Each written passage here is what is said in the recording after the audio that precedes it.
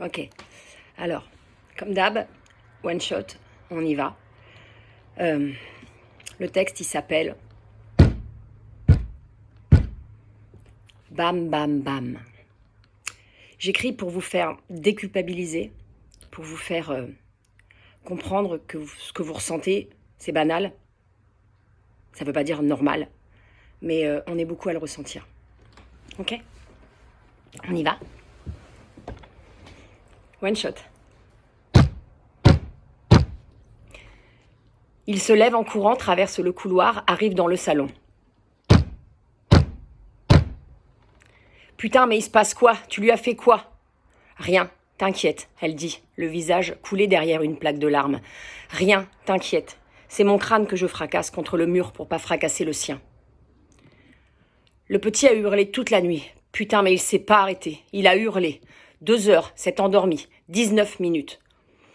Putain, 19 minutes. C'était la moitié de l'épisode qu'ils avaient commencé à regarder en streaming. Ils sont pas allés au bout.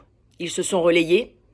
Il hurlait. Il a tellement hurlé. Toute la nuit, putain. Mais comment il fait? Ils n'arrêtent pas de se demander. Au réveil, elle a vrillé. Elle avait besoin de se faire mal à elle pour pas lui faire mal à lui, à son petit. Alors elle s'est éclatée la gueule contre le mur en crépi. Putain, ça a même pas saigné.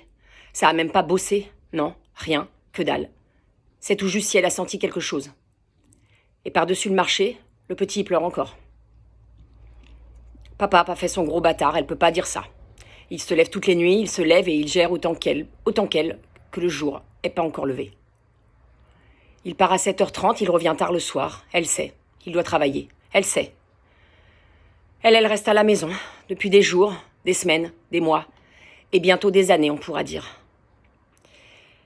Elle reste enfermée, même quand elle est dans le jardin, elle se sent enfermée, dedans sa maison. Ce confinement. Quand il a commencé, son bébé avait à peine 5 mois, ce confinement.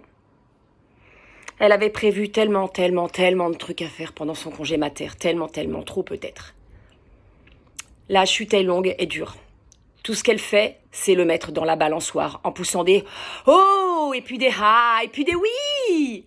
Alors elle le pose sur le toboggan de 48 cm de haut et elle fait encore des « Oh !» et puis des « Ah !» et puis des « Oui !» Et elle le remet sur la balançoire et elle le remet sur le toboggan et ainsi de suite. Le jardin n'est pas grand, mais elle n'ose pas se plaindre. Il y en a qui n'ont pas de jardin, pas de balançoire, pas de toboggan. Et elle n'ose pas se plaindre. À peine sa plainte terminée, on saura le lui balancer à la gueule. Ça et tu l'as voulu ton môme. Ça et il y en a qui tueraient pour avoir un bébé. Ça et t'aurais dû avorter. T'aurais pas dû le garder. T'aurais dû retourner travailler. T'aurais dû. T'aurais. Ça et encore tellement de choses qui lui feront 100 fois plus mal que le mur du salon qu'elle n'ose même plus parler, tout juste penser. Mais pas trop. Et tout doucement.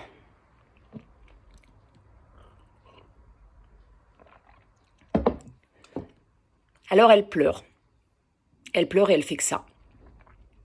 Quand elle lui change sa couche, quand elle lui donne son bain, quand elle lui donne à manger, un biberon, un petit biscuit à la cuillère. Elle aime son môme. Elle n'arrête pas de le lui dire comme pour s'excuser. Elle dit je t'aime, elle dit merci d'être dans ma vie, de m'avoir choisi, elle dit pardon, elle dit j'y arrive pas, putain, elle dit je comprends pas, pourquoi, qu'est-ce que je fais de mal, qu'est-ce qui marche pas. Elle dit putain, et lui, avec ses 2 yeux ronds, est tellement profond qu'en vrai, elle comprend pourquoi il pleure. Il dit tain. Ça fait des semaines qu'elle essaye de lui faire dire maman, qu'elle décompose. Maman. Allez, dis-le, maman. Et lui, il dit quoi?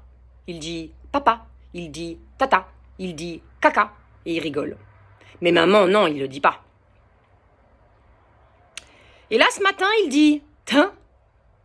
Et elle est même plus à côté de la plaque. Non, elle est passée carrément dans une autre dimension que la plaque. Et elle répond bravo mon bébé, en tapant de ses mains. Et elle exulte.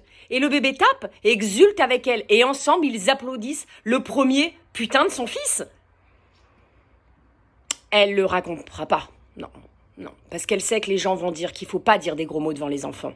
Alors elle dira rien. Elle gardera ce souvenir pour elle. Sur le toboggan, elle fera des grands « Ah !» et des grands « oh » et puis aussi des « oui » et des « bravo ». Ça oui, elle le racontera. C'est un souvenir convenable pour une mère de famille. Elle attendra le soir, elle attendra que papa rentre du travail pour prendre sa douche, ou pas. Pour parler avec un adulte, pour arrêter les heureux, les blabla, les mamans, les ho, les ha, les bravos. Elle parlera de son môme, elle dira qu'elle en peut plus, qu'elle est fatiguée, qu'elle comprend pas, et puis elle pleurera. Il écoutera, d'une oreille, une moitié d'oreille. Entre deux cris de sanglots, elle dira qu'elle devient folle, qu'elle veut s'endormir et plus jamais se réveiller. Et lui, il lui dira d'aller se faire soigner, qu'il peut rien pour elle. Tu veux qu'il fasse quoi? Faut bien qu'il travaille. Tu veux qu'il fasse quoi? Elle a pris un congé parental, c'était pour s'en occuper. Tu veux qu'il fasse quoi? C'est pas si terrible de s'occuper toute la journée d'un bébé qui dort pas. T'as qu'à te poser sur le canapé, regarder la télé, faire la sieste avec lui, et. Tu veux qu'il fasse quoi? C'est vrai, c'est pas si compliqué de s'occuper d'un bébé qui dort pas, quand soi-même on dort pas. Pas compliqué de tenir à bout de bras un foyer tout entier. Pas compliqué quand soi-même on n'arrive même pas à se tenir droit debout. Pas compliqué, les lessives et le sol à laver. Pas compliqué, les courses, les devoirs, le ménage, les papiers, les dossiers, les papiers à remplir est compliqué. Et encore, imagine, moi je travaille. Qu'on lui a déjà dit. Pas compliqué, c'est vrai. Elle a pas besoin de porter le masque, elle au moins. Elle peut respirer sans 3 épaisseurs sur le nez, elle au moins. Elle prend pas de risque, elle. Elle sait pas la chance qu'elle a, elle. Elle est pépouse, à skip. Allez les meufs.